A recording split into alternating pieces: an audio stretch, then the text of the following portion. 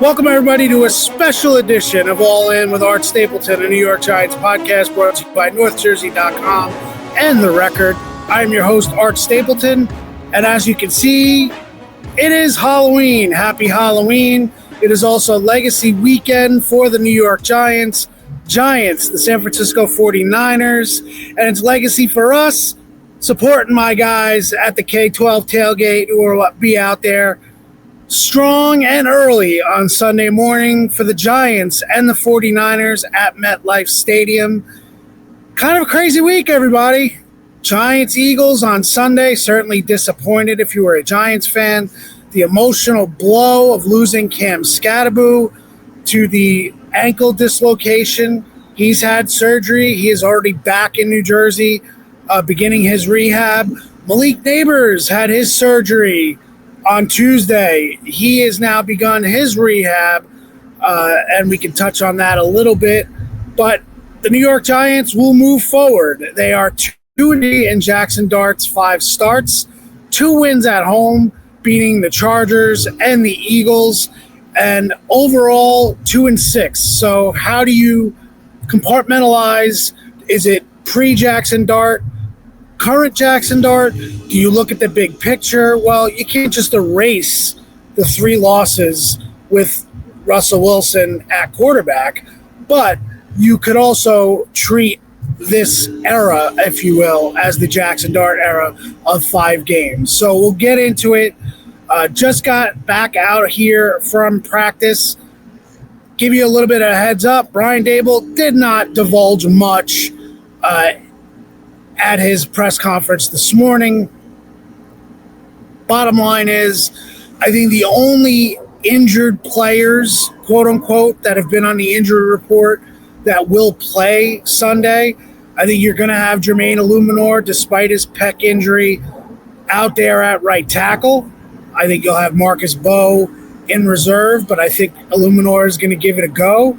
And then I do think that Javon Holland will be back out there on Sunday against the 49ers for the Giants.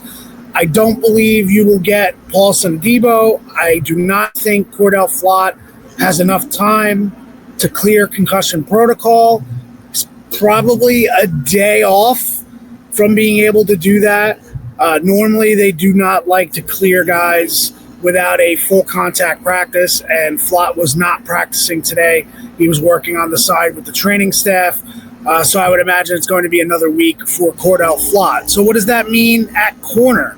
Well, Tay Banks from the bench back to cornerback 1. I think you'll have Corey Black, who did not play that touchdown last week against the Eagles poorly.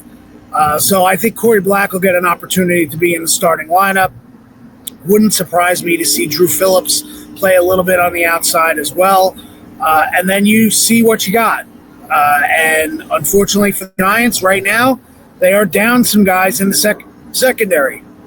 Fortunately for the Giants, you're not going against the passing attack in the San Francisco 49ers of yesteryear. This isn't Joe Montana and Steve Young throwing to Jerry Rice, John Taylor, and Terrell Owens.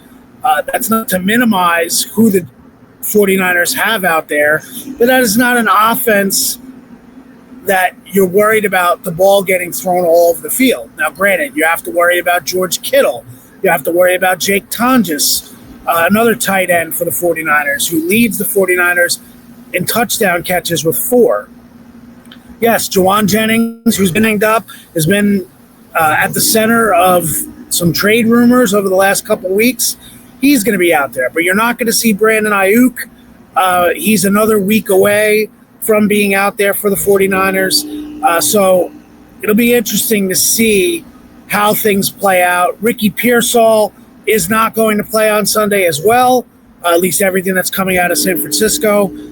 So the one player you have to be concerned with more than anybody else, especially after a week in which you gave up 200-yard rushers and 275 yards rushing, is good old Christian McCaffrey, who in a season where seemingly every 49er has gotten injured, they've lost Bosa, the guys that they've lost on that defense. Now you're looking at Christian McCaffrey, who couldn't stay healthy last year, mostly because I had him in my fantasy league, but that's another story. McCaffrey is the guy you have to worry about, both in the passing game and in the run game.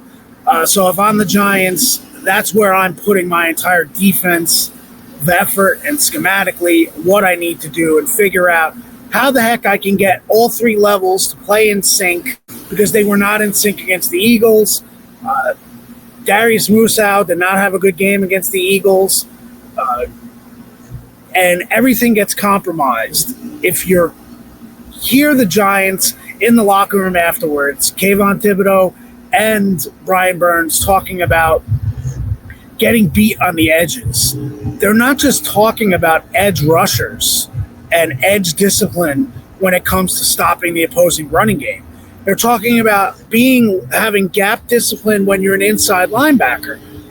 Bobby Okereke and Darius Musow. They're having discipline on the edge or on the boundary from your corners. If your corners are willing to come up and play the run and hold their responsibilities, then all three levels fit together.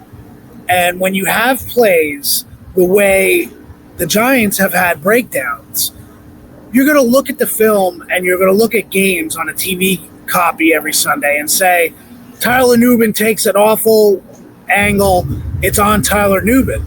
But you also don't know the angle that Tyler Nubin is trying to take, or within the scheme and within the play call, who was supposed to have a certain gap that now the running back is running through. And against a guy like Saquon Barkley, we know what happened, but it's not only on the third level of defense, the two safeties, which this weekend I believe will be Holland back in the rotation. You'll have Dane Belton in as well with Nubin. Tyler Nubin is not the athletic specimen from a height, weight, speed guy that all of a sudden is going to be able to compensate for bad gap discipline of the players in front of him. So just as a case in point, there was one play where the edge guy, Brian Burns, got caught on the inside against the Eagles. But he got caught inside because the back read Darius Musow and how he read the play. And if he goes inside, that leaves the gap open. And then you have your corner on the outside. And if your corner is not playing that gap discipline the proper way, then your last line of defense is going to take a hit. And a lot of times this year, you've seen Tyler Nubin being in position, being asked to compensate with his speed from the far hash. And that's not going to happen because Nubin is not that kind of player. Nubin is an instinctive player. Now, yes, Nubin has not shown the ball hawking skills that he did at Minnesota. Will that come? We'll see. Let's not forget, Xavier McKinney didn't have ball hawking skills until his last 2 years here. And I know that's a painful thing to bring up Xavier McKinney, but if you look at Xavier McKinney's body of work, Xavier McKinney left here a much better player than what he was when he was here. And that's the reality of it. Run defense against Christian McCaffrey is huge. It's huge. So let's talk Jackson Dart a little bit, because when you look at what Jackson Dart has done, his 12 touchdowns total of what he has 12 offensive touchdowns. That's the most by a Giants quarterback in their first 5 career starts since at least 1950. That's the kind of start that Dart is on. So rookie quarterbacks to have at least 12 total touchdowns in their career, their first 5 starts of their career, you got 5 guys: Deshaun Watson, Justin Herbert, Brock Purdy, who I don't believe we will see this weekend. I think we'll see Mac Jones, hence our promo image with Mac Jones and Phil Simms and Jackson Dart and Joe Montana. Hope you enjoy that one. Good work by producer Paul Wood. And Cam Newton is the 5th. So it's Dart, Watson, Herbert, Purdy, Cam Newton. with 12 or more total touchdowns in their first 5 career starts. It's very interesting to see this thing going on with Jackson Dart now, because now he's become one of the more popular players in the league. We know that. I told you what Tom Brady said about Jackson Dart before the game on Sunday, echoed after it. We saw what Vic Fangio, longtime defensive coordinator in this league, said about Jackson Dart after the first game when the Giants played them. Now, Kyle Shanahan, what he said about Jackson Dart, and what Robert Saleh, the defensive coordinator of the 49ers, obviously former Jets head coach, both extremely complimentary. So I'm going to read you the quotes. This one was from Shanahan on Wednesday. I've watched more of his NFL film than college film, but I've been real impressed with him. They're mixing in a lot of RPOs and stuff, which is good for him. He's got a good feel for him. I think he's been real impressive watching the tape. He's got a very good knack for off-schedule plays, attacking while scrambling. You drop any of your players in coverage, he finds them. He has elite vision. He says he knows how to play quarterback. Then we go to Saleh. And Saleh yesterday says of Dart, he's uber talented. And then, little tongue-in-cheek, I understand why Dable went to the Blue 10. I would have gone too, meaning checking him out. He's that important to their success. Kid's good. I think New York hit on this one big time. The kid is going to be special. So what does this all mean? Is this a situation like Tom Coughlin used to say, rat poison? Don't eat the cheese. You have players who you've gone against who are being complimentary. You have great players, legacy players in this league talking about how good you've been. You have scouts like Daniel Jeremiah who came out this week and said an argument can be made that Jackson Dart could have been number 1 overall with the way he's played, no lower than number 2 overall after Cam Ward. Then you have coaches that are getting ready to play Jackson Dart saying these things about Jackson Dart. And I mentioned the rat poison and I mentioned the cheese, which is what Tom Coughlin used to say. And it was always a fun thing for Coughlin because he'd refer to the media, don't take the cheese.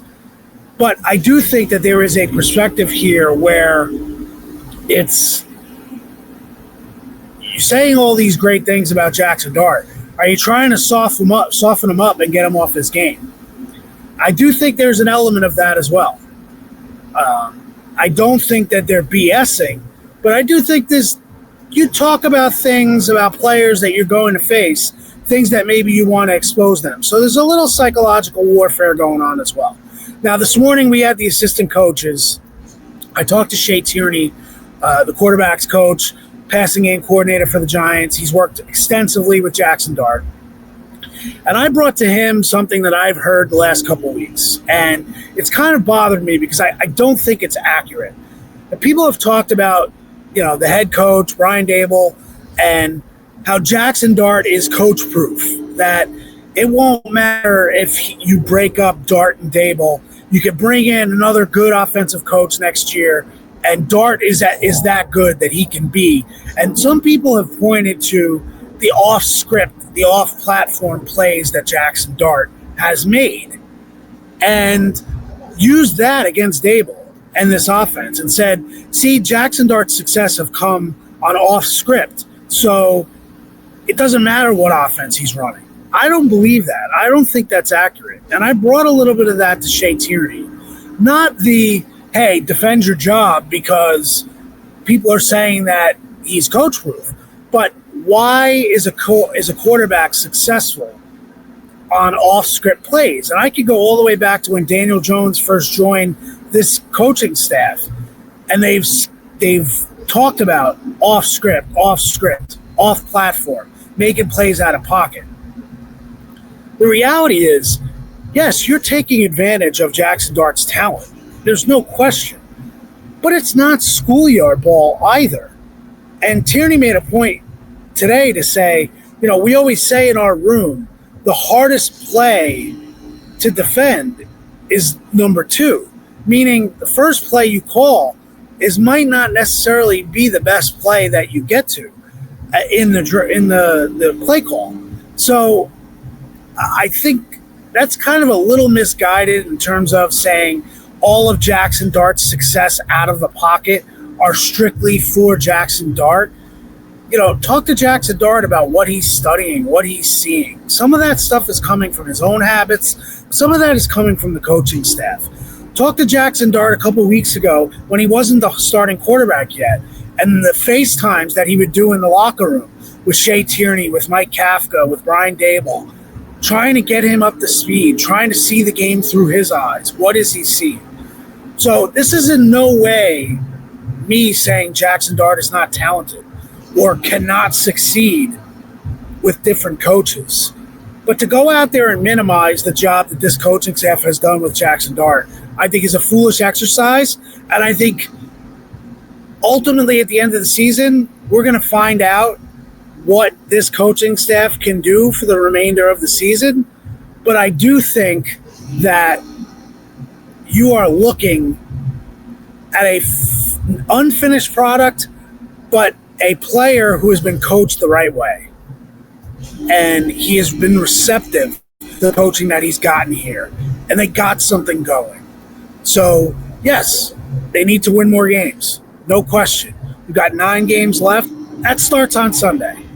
Right over there, MetLife Stadium, where I'm pointing to, you got to start winning games. You got to win that game. There's no reason why the Giants can't win on Sunday. Period. There's no reason why the Giants can't win next Sunday in Chicago. Period. Start winning games. Ride your quarterback. Overcome your injuries. Show that you got something here. I don't believe this is a repeat of last year. I don't see it. I still think this team has something.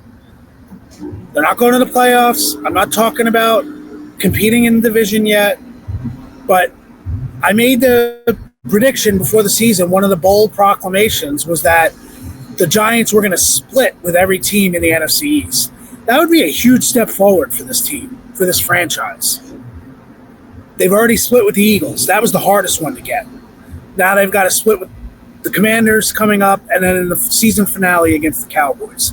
So, all right, that's Jackson Dart. I think he comes out. It's no surprise that Jackson Dart is undefeated at home. He rides the momentum of this stadium. I don't care about planes that are going to be flown overhead. Mr. Mara, clean house. We've been through this before. I've given you my opinions. I tell you, I don't think that has any bearing on this. And I'd also say, this is from a personal aspect of it. John Mara is going through something very serious health-wise. He announced it a couple weeks back, the cancer treatments that he's undergoing, the chemotherapy, the radiation. We saw him in the locker room get the game ball after the Eagles game. Maybe keep that in perspective. I don't think John Mara is waking up every day saying, I want to fire everyone in this organization. There are things going on around here. That's why I've said yet another reason to look to the end of the season. Where are they in January? You're not going to accomplish anything right now by firing coaches.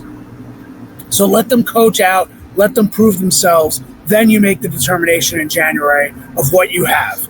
Because if this quarterback's trajectory continues, you will not convince me that Brian Dable, Mike Kafka, Shea Tierney, Chad Hall, and Jackson Dart, and you want to throw in Tommy DeVito for the spring and Russell Wilson and Jameis Winston, they all have had a role in Jackson Dart's success.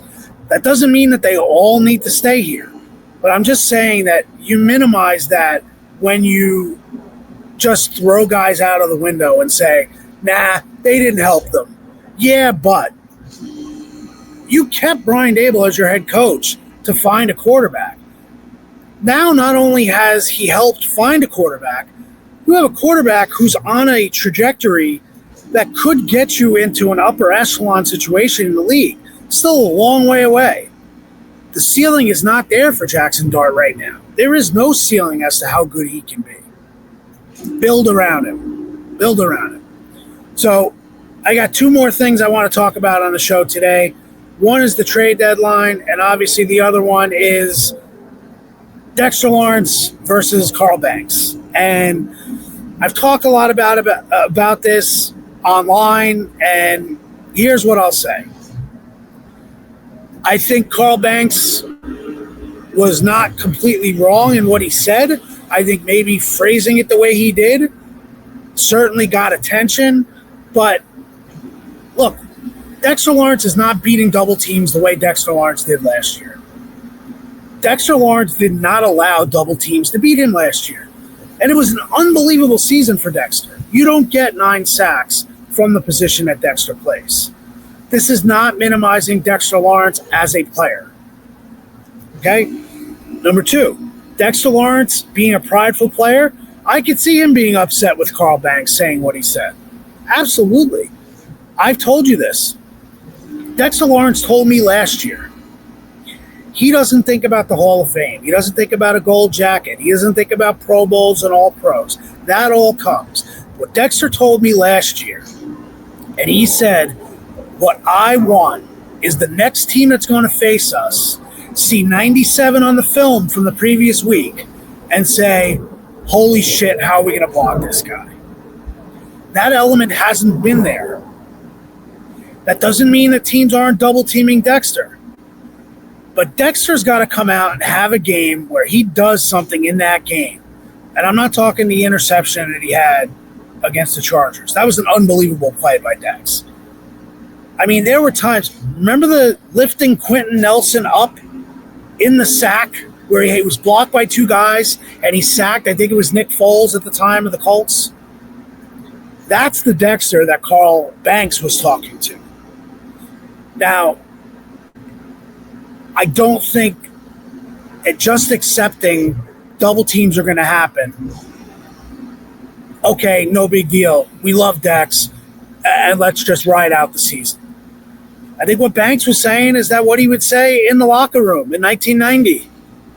That's how they talked. That's how those championship teams talk to each other. Can anyone in this locker room, would anyone think of going up to Dexter Lawrence and calling him out the way Carl Banks did? Fairly or unfairly? Delusional or not? That's the hard part with this team right now, is that there are haves and have-nots in this locker room. They have to mesh. They have to be together. And Brian Burns and Kayvon Thibodeau and Bobby Okereke and Dexter Lawrence, those are your frontline guys. You need to be able to sit down and talk about each other's games. And that needs to be done. If it hasn't been done, I think the one thing that I would say before I move on from the Carl Banks, Dexter Lawrence situation, what Carl Banks said, and I'm going to give you this quote because I'm going to quote him directly because I tweeted it out because I thought that was ultimately the point that should carry. Quote, in order to get out of the shit that you're in, you're going to all have to ask more of themselves. What does that mean?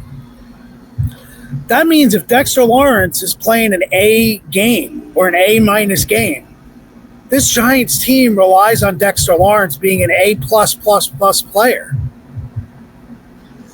If this team is relying on Darius Muasau to be a C+ player, and that's what he's giving, he's got to be a B.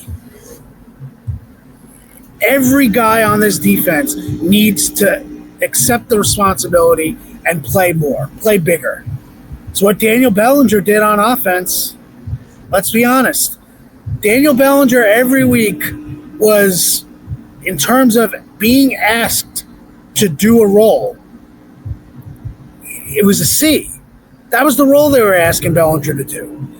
But when Malik Neighbors went out and Darius Slayton got hurt, all of a sudden, Daniel Bellinger is being asked to do more. And Daniel Bellinger stepped up big time. He's playing a B+ game for the Giants.